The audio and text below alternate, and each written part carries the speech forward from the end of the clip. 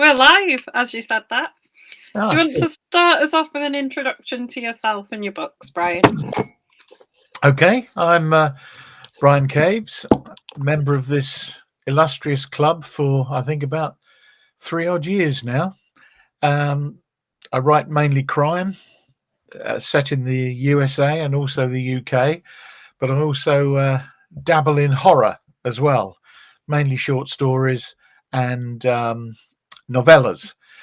But what I'm concentrating on at the moment is a series I've started called the PI Simeon Cain Mysteries, which are all set in the UK and in and around Northamptonshire County, which is where I live. And the first book in the series was The Tin Man, and that's been out just about a year and doing okay. Got some great reviews from everyone. Thank you. And its follow up has just been released, and that's called Dirty Money. So that's mystery number 2. And it's already got, although it's only 1, but it's already got an Amazon 5-star review. And the other book, which I shall bring in, which is also a passion of mine, is my first, if you like, debut novel, A Long Way From Home, which is set in USA in the deep south of Georgia in 1961, which several people have raved about. I am so pleased and happy to say. There we are. And very rightly raved about too. Thank you. You are kind. I think it got a rare 5 stars from me. Yes, indeed it did. You're a hard woman to please, Caroline. A hard woman to please. Sam says hello. Hello, Sam. So does Tony Millington. And Sam also said Simeon Cain is brilliant, and A Long Way From Home is one of her favourite books ever, just in case you didn't know.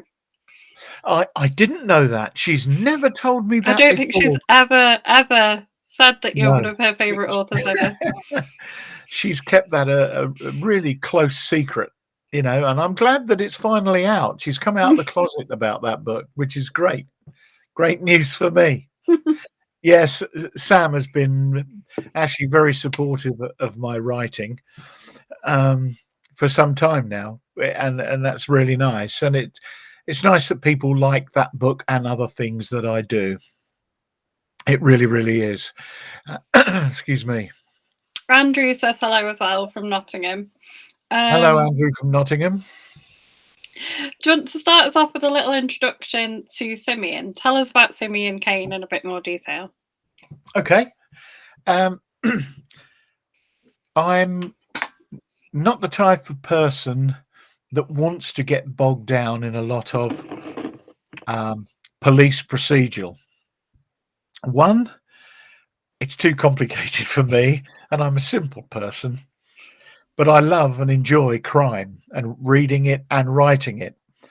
And although perhaps most people prefer a detective chief inspector or a detective sergeant as the main protagonist, and I can understand that, I decided, for me at least, to do something away from that and still involve crime, but have a locally based private investigator who used to be a detective sergeant in the Northamptonshire police force. He was a successful copper, and unfortunately, through circumstances you'll have to read about in The Tin Man, he lost his wife and she committed suicide through severe depression. And he, like a lot of guys, tumbles into some big hole of darkness and despair and anxiety, and he surrounded by a handful of very, very close friends. They helped him get back on his feet, and he decided he couldn't go back to being a policeman anymore. So he resigned from the force and started a private investigation agency. And The Tin Man is all about a woman who is... The Tin Man is based about 8 or 9 years after he started the agency. Most of it in the past being run-of-the-mill cases, trace and find, inheritance, missing persons, the usual sort of thing, insurance scams, whatever.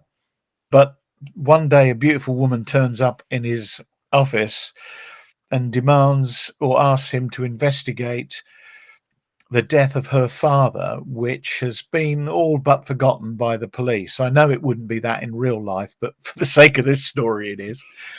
And that was 9 months previous. And the police have put it down through all the evidence and forensics that they gathered together. The police put it down to a violent mugging, which tragically went wrong.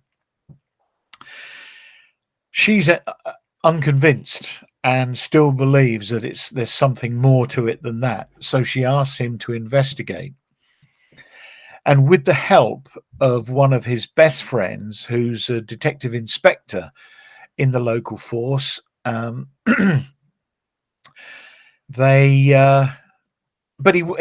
detective inspector works more or less on the periphery, and he's there to bounce ideas off and so on and so forth, and to do a bit of sneaky investigating when Simeon Cain, the private investigator, can't get into the detail of things. He has to find it from other sources. And he does investigate this case, and it unlocks a lot of secrets and a lot of twists and turns. The man who was murdered was a translator, and he accidentally, translator and interpreter, and he accidentally, during an interpreting assignment, left his tape recorder running, and it recorded a lot of stuff in Romanian between 2 or 3 guys. And once he'd listened back to it and translated it, he realized that this was really, really serious stuff. So he wanted to see his solicitor friend, and they arranged to meet one night, and the solicitor friend didn't turn up. But that's the night when this translator was murdered. And Simeon Cain dives into it from there and uncovers a whole dreadful bed of wrongdoing and misdirection and blackmail, and a couple of murders along the way. And that's the first book. And so he gains this reputation. I won't tell you any more, you'll have to read it, but he gains this reputation as a private investigator who can get things done, because the case was very loudly and widely broadcast on the TV and in the media. And so he has become slightly infamous. And the next case, called Dirty Money, is about a solicitor who works in the same building as him, modest circumstances, in a small town in Northamptonshire. The solicitor gives him a typical trace and find. It's an inheritance. Go and find this guy. I can't get in touch with him. This guy happens to be a small-time villain that Simeon Cain dealt with back when he was in the police force. And he finds this guy eventually, and this guy finds out he's got this terrific inheritance which can change his life. But at the same time, he asks Simeon Cain to find his sister, who has mysteriously disappeared, and nobody can find her, nobody can trace her, and he is desperate to find her. But all is not what it first seems. And again, a whole can of worms is unleashed. The more Simeon Cain digs into this illegal gambling and various other things that crop up, the deeper and darker it gets. And this book is actually quite darker than the first. So that's Simeon Cain and how he came about. And I'm currently working on the third one. No title as yet, and I'm about 20,000 words into it. So how do you come up with the names? Because Simeon Cain's quite an unusual name. Yeah, it's funny. I've seen the name Cain, spelt Kine and Cain, used and C-A-I-N-E used elsewhere. I've read about it in various books and whatever, and I quite liked it. But I kept it to the C-A-I-N spelling because it reminded me of Jeffrey Archer's Cain and Abel. I think it was Cain and Abel spelt that way. I'm not sure now, come to think of it. But anyway, it reminded me of a kind of a religious side of things. And Simeon is also a Hebrew name, I think. Not that he is a Hebrew, he is English through and through. But I saw the name somewhere and it just seemed like an interesting mix to me. And that's how that came about, purely by accident. So Will is watching as well, one of our admins, and Alistair Liddell. He writes as AJ Liddell. Okay. I'm interviewing him next week. Are you? Excellent. I think it's next week. He writes an excellent story. He wants you to tell us a few words about how you do your research. How do I do my research? I tend to go on the principle of Harlan Coben when it comes to research. You know, you're supposed to write. Research is for people who can't write.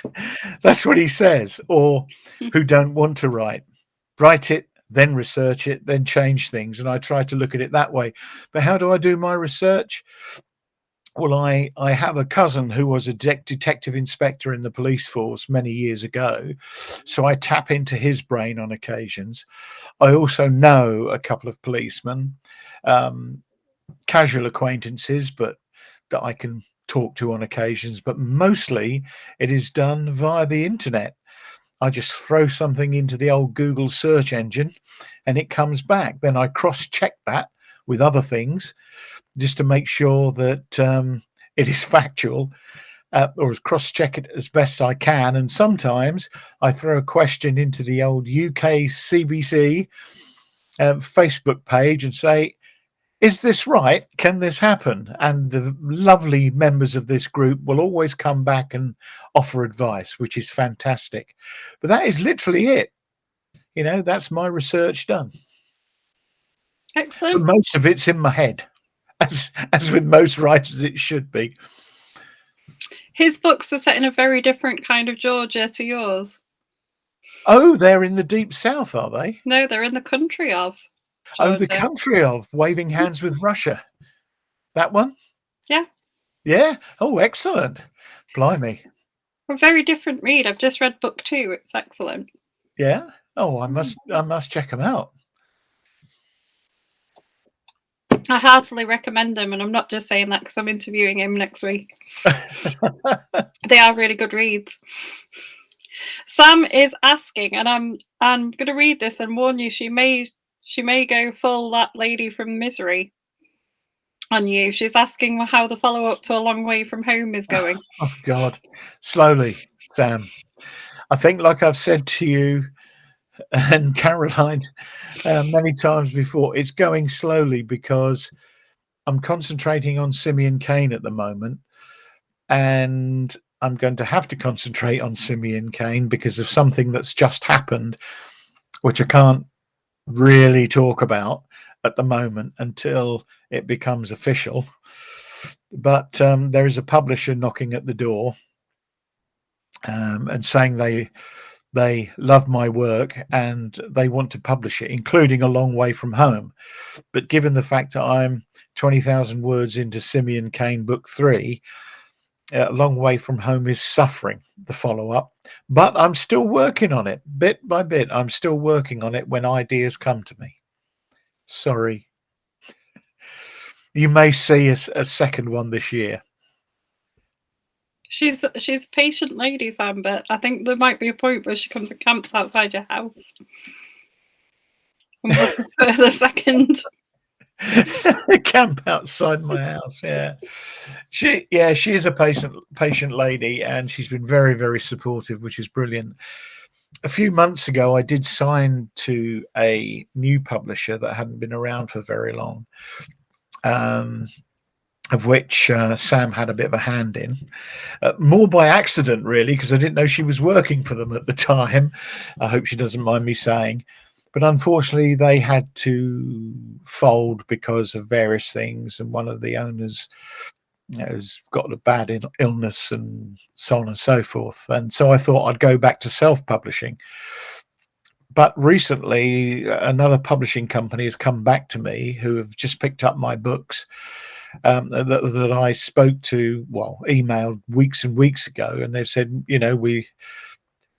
we'd love to support you and have you on our books. So I'll send you a contract. So that's what I'm waiting to hear. I'm waiting to get that contract, and once that's official, then I can wax lyrical. That's excellent. About Sam says she's not patient at all. Hurry up. Well, I'll do my very best. I mean, Long Way From Home was 101,000 words, and it took me a year to write it. Whereas the Simeon Cain books are in their high 60,000s. So a little bit easier, if you like. So before we go back into Simeon Cain, because I have other questions about him, Andrew wants to know if they're available in large print or audio. No and no. They're not. To be honest with you, what shall I say? My promotional skills when it comes to my books is a lot lower than pathetic. In fact, it's next to useless and non-existent. I don't think that's bad. And I haven't even thought about audio or large print and offering other formats to cover everybody's requirements. And perhaps I should look into it, see what the cost is, and so on and so forth. Unless, of course, somebody will audio record it for nothing. But I doubt that will happen. You wouldn't be tempted to read it yourself? Well, I probably would do, but I have to read it in an American accent, because reading it in an English accent just would not do. But you wouldn't have to read Simeon in an American accent. Simeon I wouldn't have to, no. Not at all, but A Long Way From Home I would. I've got quite a number of stories set in the US, short stories, as you probably know, and it is a favorite, shall we say, country of mine. Not that I've ever been there, I'm just weirdly attracted to it, and particularly the Deep South. But yeah, I should look into it. I should try and do something about it. After all, sorry? Go on. What were you saying? After all, I'm not a virgin to when it comes to recording, because being a musician, a guitar player and a singer, I have been recorded in studios 1,000 times. And, I used to do some recording work, I think, as I mentioned to you, Caroline, for the UK government with some of their for some of their new schemes and things like that had to be put on tape for people to access who, again, couldn't read it in reports and things. So I've had to do that in the past. So I'm not new to it. I should give it a go. You should. I will, I promise. Having a full-time job, I'm using that as an excuse to get in the way of getting other things done. It's a good excuse. Yeah. Andrew wants to know if your other crime novels with Simeon all follow on from the Tin Man, or are they all different cases? They are all unique cases. So they can all be read as standalone, and I've only written 2 so far and published 2, but they can all be read as standalone. However, it's probably best, like all these series, is to start from scratch, because then you get used to the characters and their background, and Simeon's links to his assistant, Jackie, her husband, is, a top flight security, internet, IT guy. And a lot of that has rubbed off on his assistant, Jackie. So what he can't do on the computer, she does. And what she can't do, she goes and asks hubby to do. So there's ways and means of them hacking into people's backgrounds and things like that, which is illegal, but that's what they do. And there's also with his with Dean, his his good friend from the police force. All the relationships are shown in the first book, and the relationships do follow on. They're all linked, but each case and plot is different. However, having said that, what can I give away? Having said that, there is something that happens in the first book in the Tin Man, which let's just say is going to come back to bite Simeon on the arse.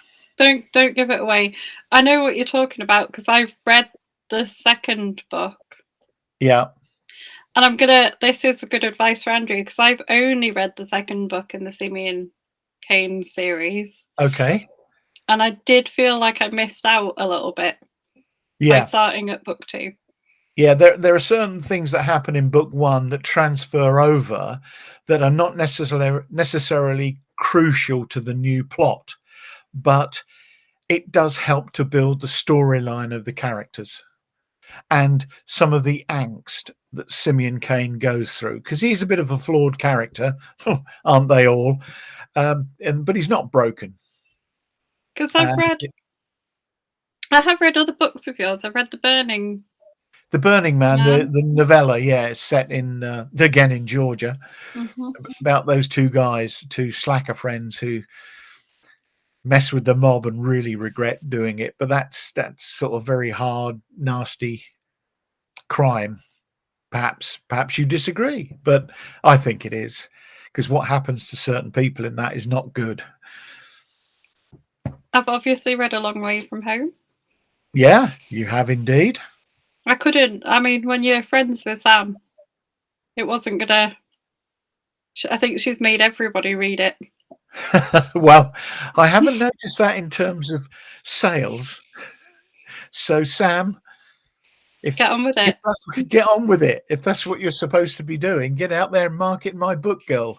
And I've read your story in Criminal Shorts as well. Oh yes, Brooks. Yeah, I enjoyed writing that, and I must do more about Brooks. Actually, again, I thought really was a great character. Yeah, I'm so pleased you say that. Again, he came out of the blue almost, and I wanted to do something different for that short story.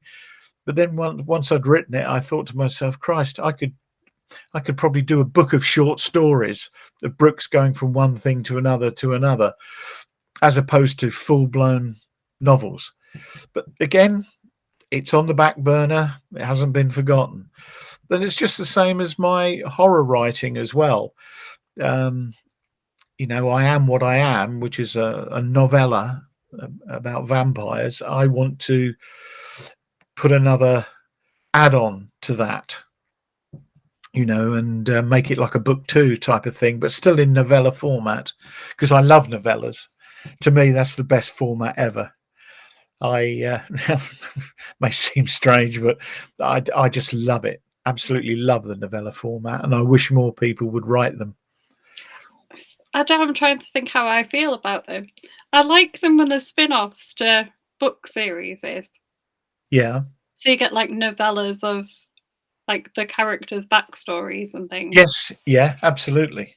But I get really irritated when you get like short stories, you know, like books of short stories, and the short stories are really, really, really long.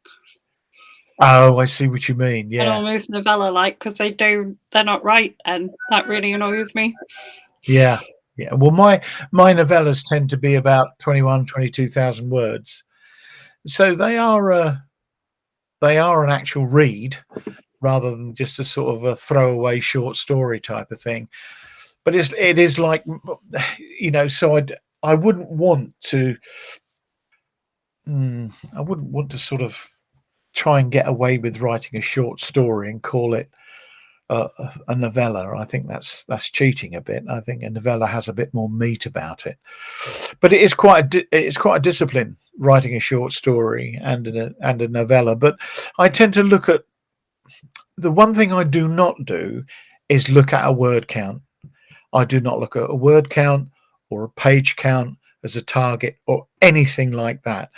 And I know and it probably doesn't do me any good to be this way, because when you look at all the shelves, they're full of books of the same thickness with the same covers, all about 350 pages and so on and so forth.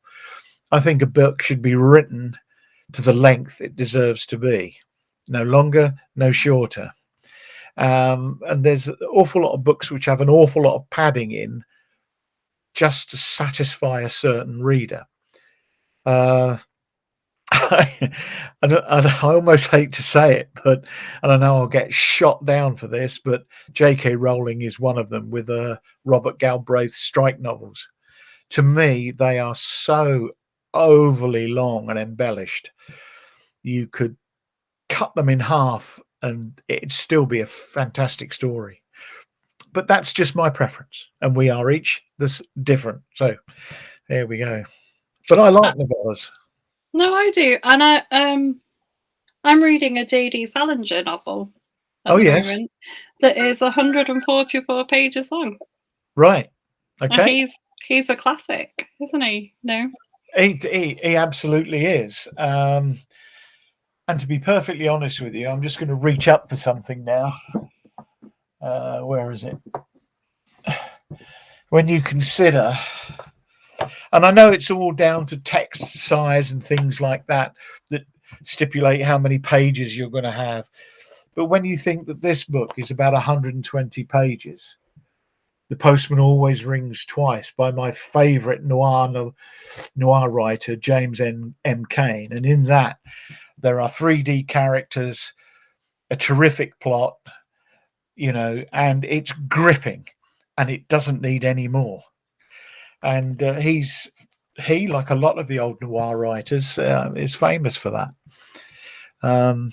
Jim Thompson's another one. I mean, terrific, hard, edgy noir crime with full characters, some depth, substance in the work. Yeah, that's my kind of thing. Because I guess noir crime is my favorite genre. The Chandlers, the Dashiell Hammetts, the James M. Cains, Jim Thompson, that sort of thing. Yeah, and John D. MacDonald. I had to quickly reference up to my my bookshelf up there. Yeah, there's a lot of questions from Sam. Is she the only one, the other end? No, there are other questions. Sam is commenting about things. She said she heard you read A Long Way From Home in your own voice and it was great. She's going to find you reading and bump it up for people to watch. Oh, really? She also said The Burning Man was grim but entertaining. Okay. And I think this is in a reference to A Long Way From Home. She said she's bought copies for people. She's on it. Oh, really? Oh, that's nice of her. She does that. She honestly does that. I've been sent books by Sam. She'll go to buy books, and if she decides that you need to read it too, you'll get a copy through the door. Oh, I can see she's just said, found the video and bumped it. We've got a comment from Andrew. He's commented on mine. He said the first book is Catcher in the Rye of J.D. Salinger. That's not what I'm reading because I've read Catcher in the Rye about 20 million times. It's one of my favourite books. I'm reading Franny and Zooey. Pardon? I'm looking at it right now. It's up there myself. I've read Catcher in the Rye so many times. I'm reading Franny and Zooey. I've never read any other J.D. Salinger books apart from Catcher in the Rye. Not read that. He wants to know how long it takes you to start from writing your book, then to the editor and proofreader, and into the bookshops. You're not really in. Are you in the bookshops?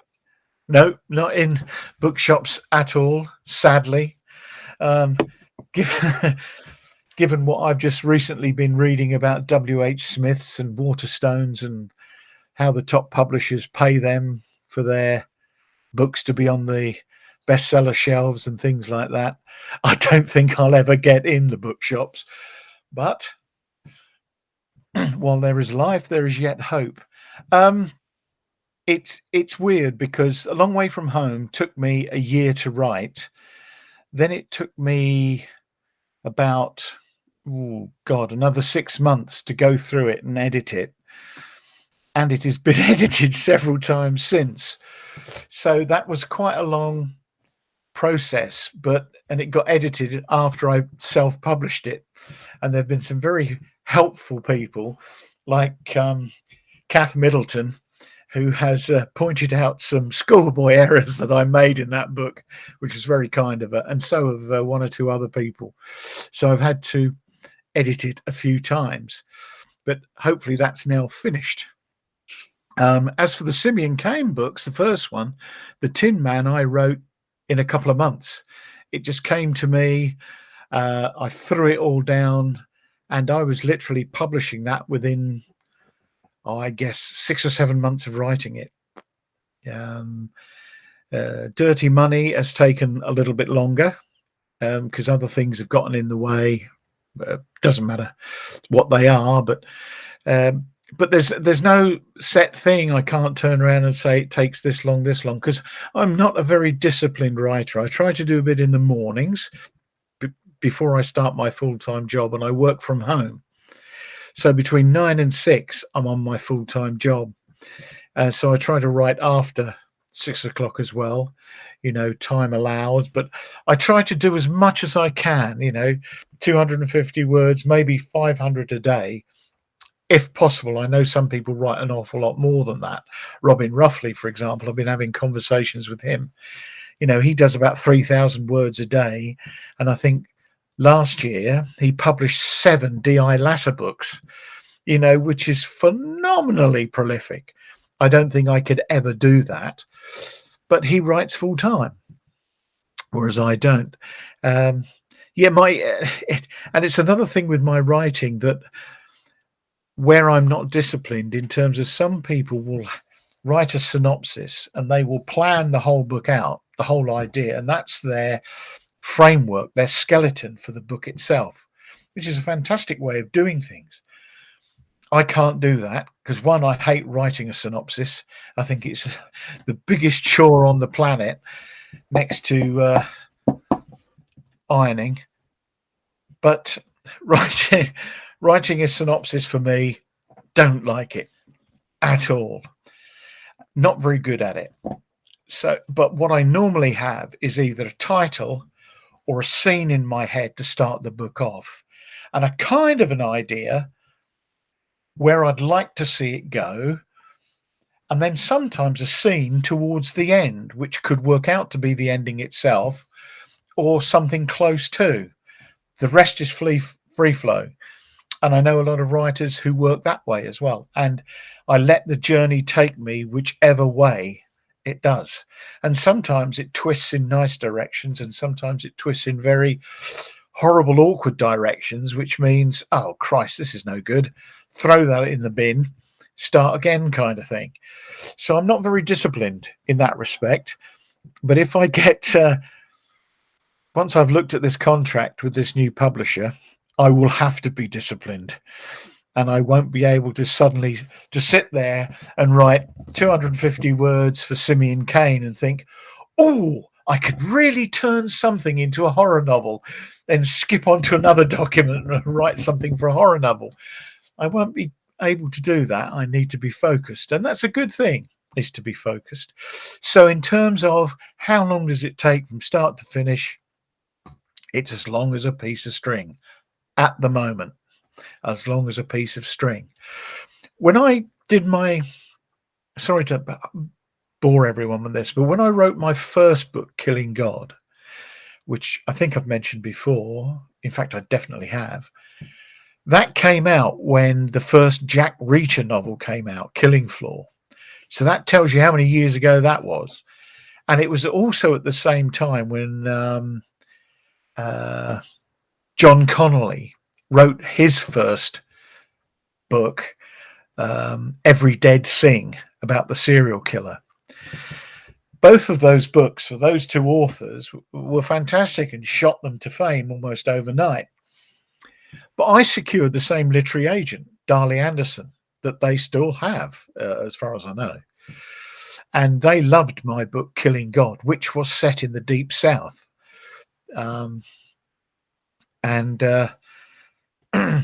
It took me about a year to write that. Then it took about 6 odd months of editing with help from Darley Anderson Agency, 6 or 7 months.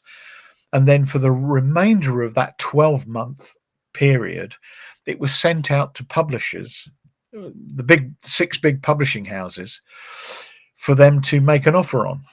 Sadly, none of them did. They liked it, but they just didn't like it enough.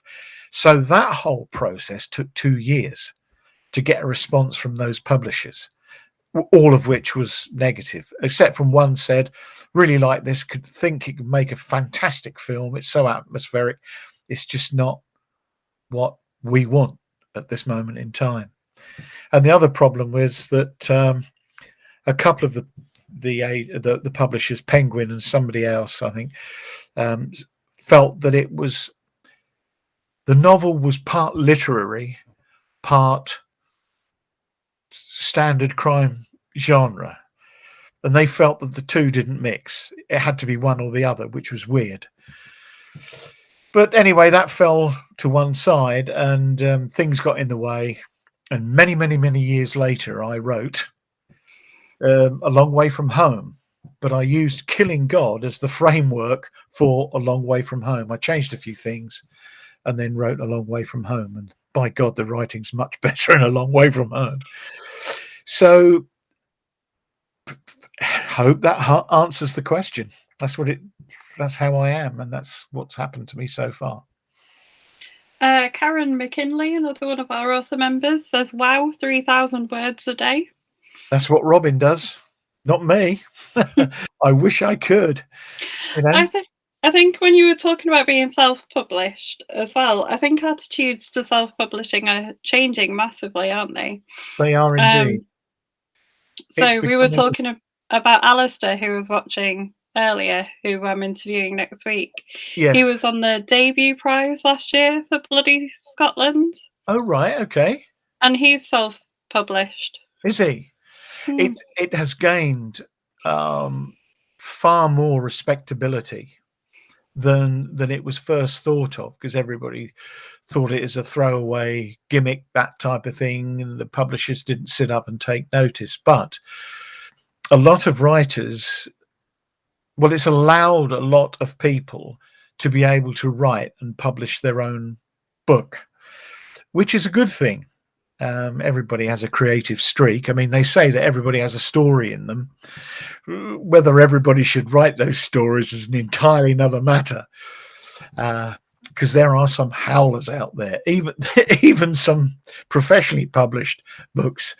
But that aside, the self-publishing world has opened up the door for millions of people, and in many respects it's kind of swamped, but it's made the publishers sit up and take notice, because a lot of writers now say to me that they want to be in control of what they do. They don't want the publisher to dictate the cover, do too much editing, although editing does need doing. They don't want this. They don't want to change their story too much. They want to retain control of it. And so it's still theirs, as opposed to, what the publisher thinks it should be. I do feel that, not all the time, but I do feel that coming off the publishing conveyor belt are a lot of samey things, and that is a shame in a way, but I guess it satisfies a market. I'm just a bit of a cynic, really, but I am pleased that 2 independent publishers now have liked my work enough to offer me a contract, one of which unfortunately fell through no fault of my own, but this other one seems very enthusiastic, which is fantastic. In fact, their commissioning editor emailed me and said, here's a little bit of a plug for me and a bit of a boast, if you like. She said, I read the prologue to A Long Way From Home and it made me cry. And I instantly said to her colleague, we got to sign this guy, which was really lovely to hear.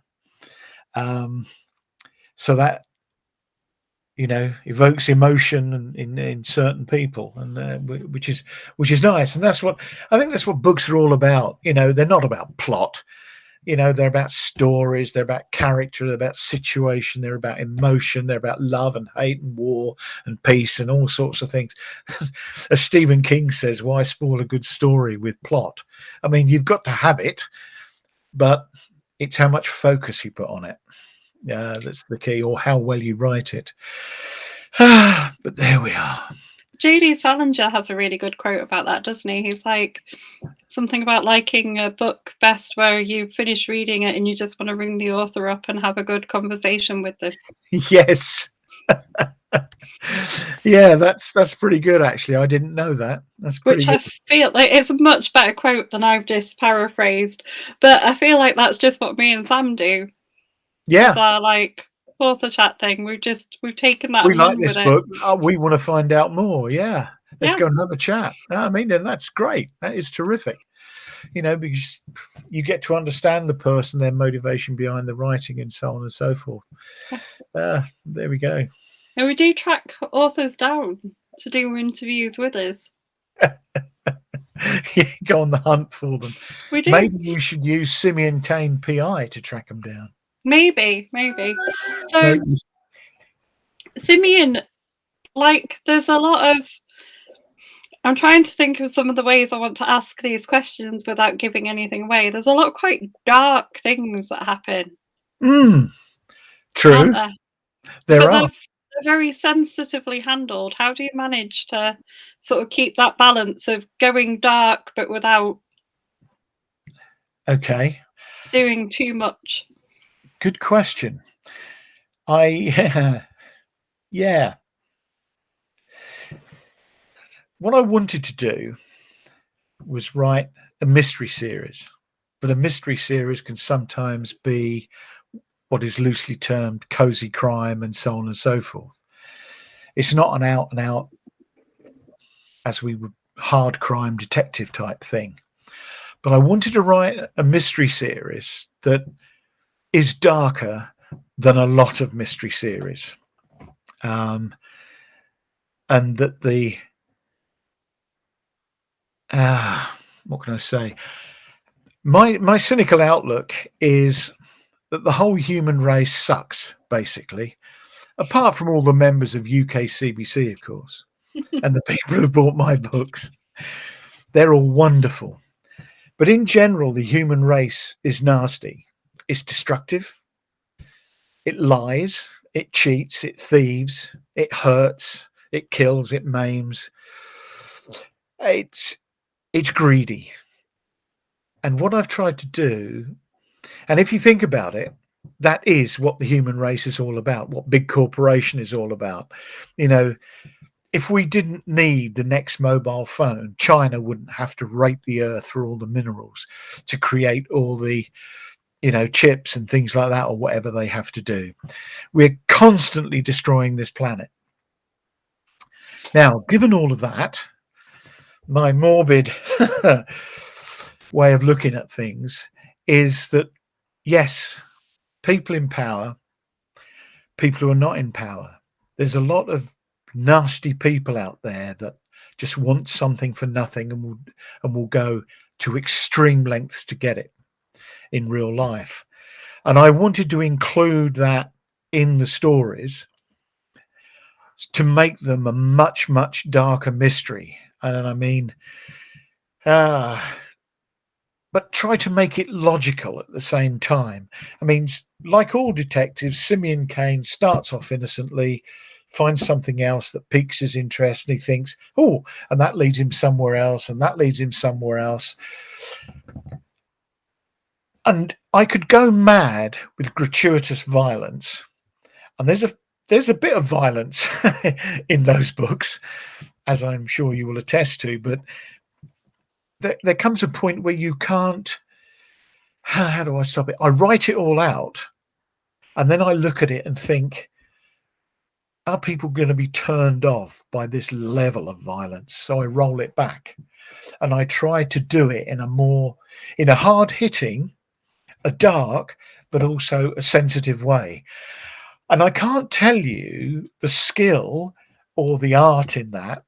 It's just me. It's how I do it. it comes like a natural thing to me.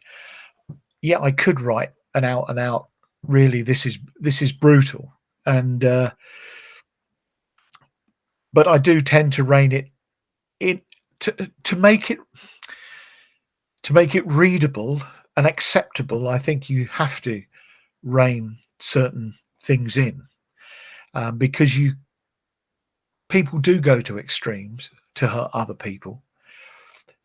But there are certain things I won't touch on. I won't write about children being molested and tortured, and I certainly won't write about animals being molested and tortured, because that disturbs me. And being an absolute animal lover, I don't like to read it. So if as soon as I read something like that in a book, I'll put it down, and I will not read, regardless of how good it is, any further.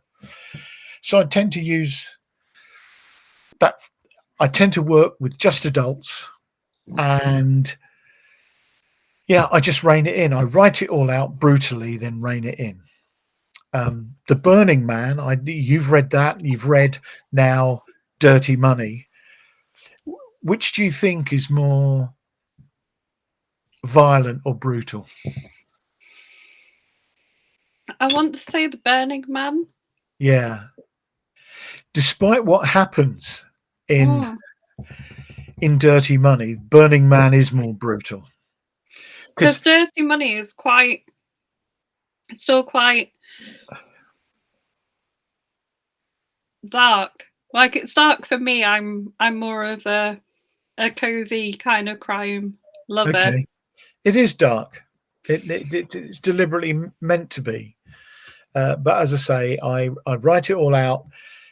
I look at it, read it out loud, and that's the main thing. You've got to read your stuff out loud, because that's when it starts to make sense.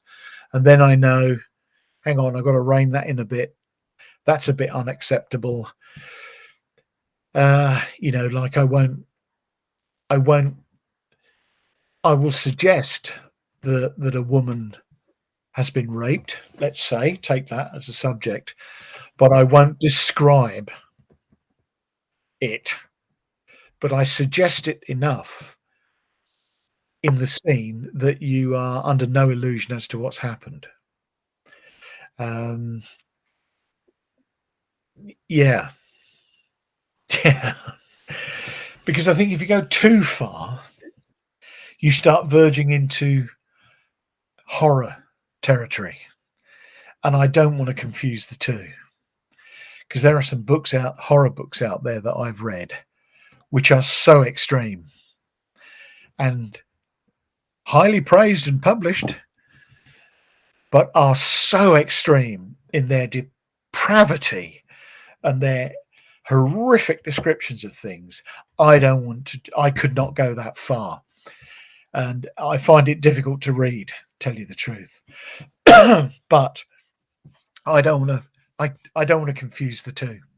I really don't. I want to keep it to crime, keep it to a private investigator where dark things really, really happen, but rein in the description and the content. Sam also says The Burning Man. Oh, does she? Mm-hmm. Yeah, because yeah, a couple of things are quite shocking in that, but I think they fit. They really fit. It's a good story, The Burning Man. Excuse me. Hello, I'm doing my interview. Bye.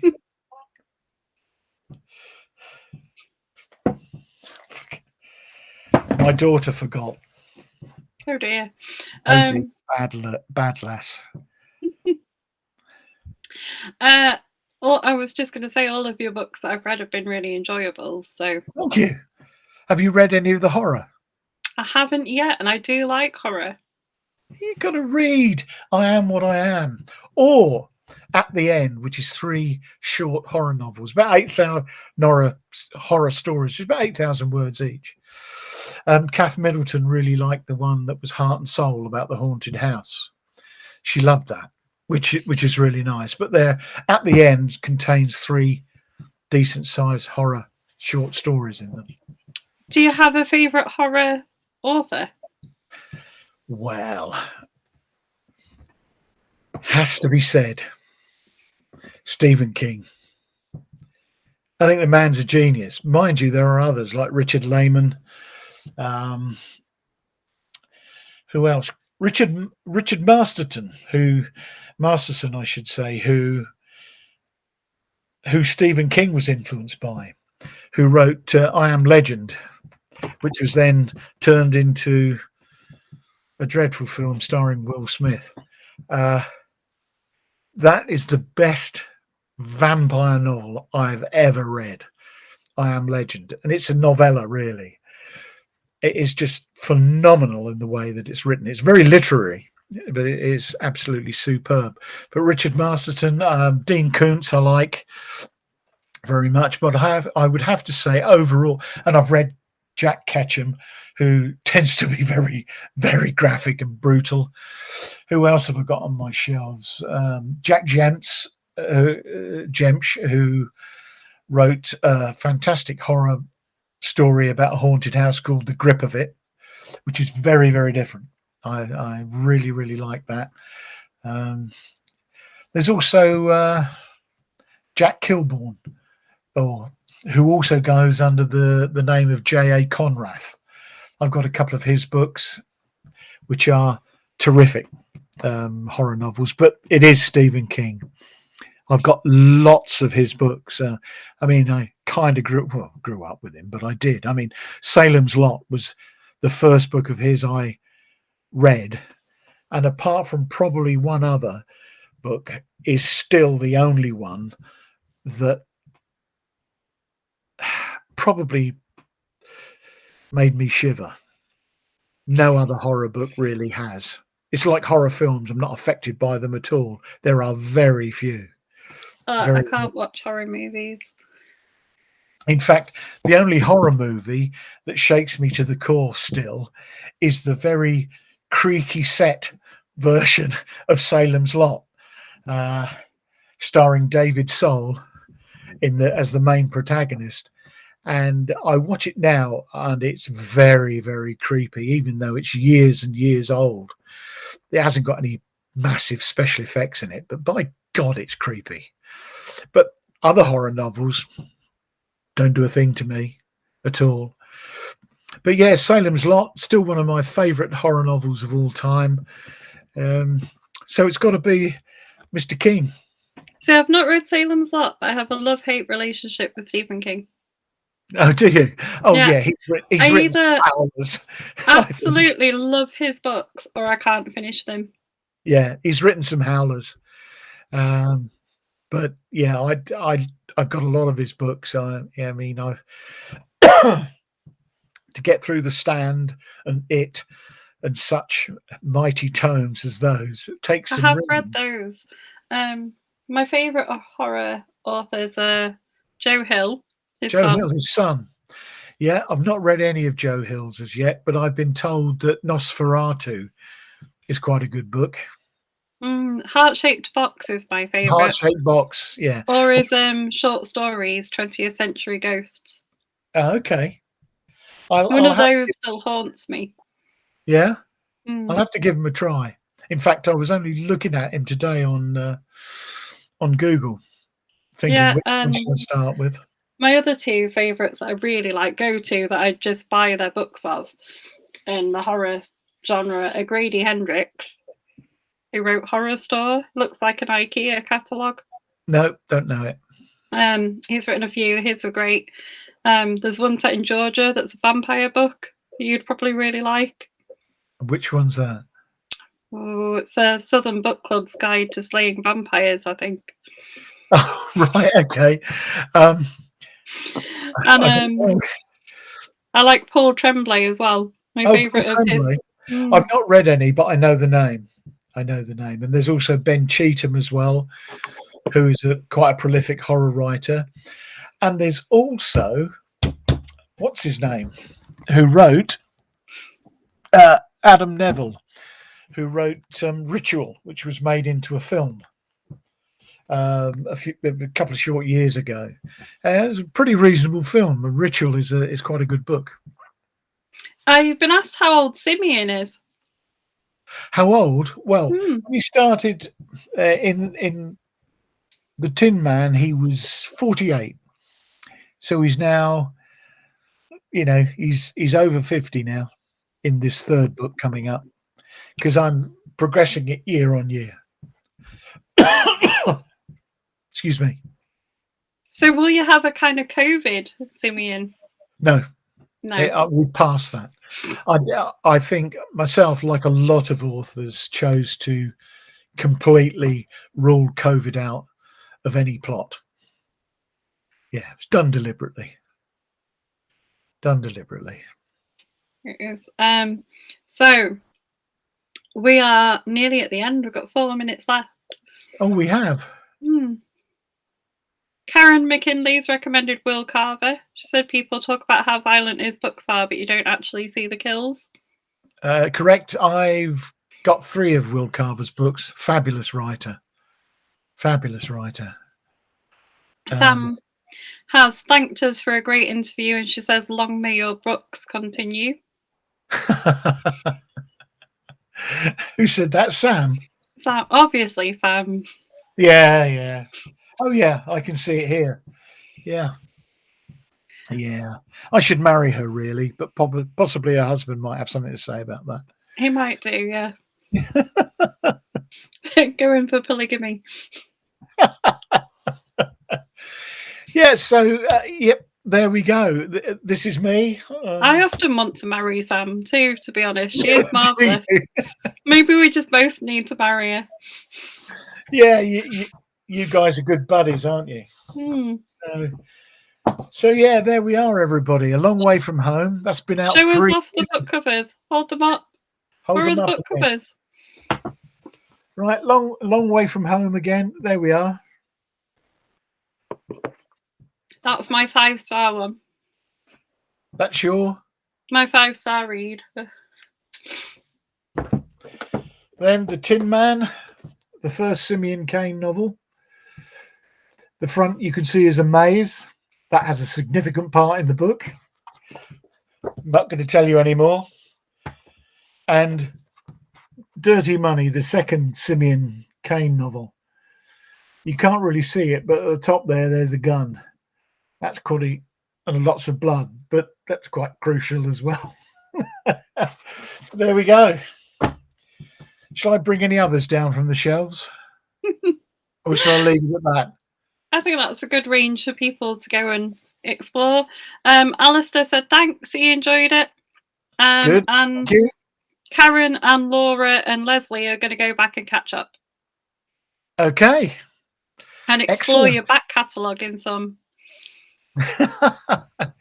Just go onto Amazon, type in Brian W. Caves, search, and all of my stuff will come up there. Short stories, novellas, novels, everything.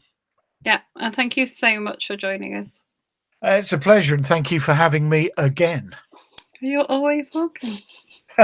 Thank you, Caroline.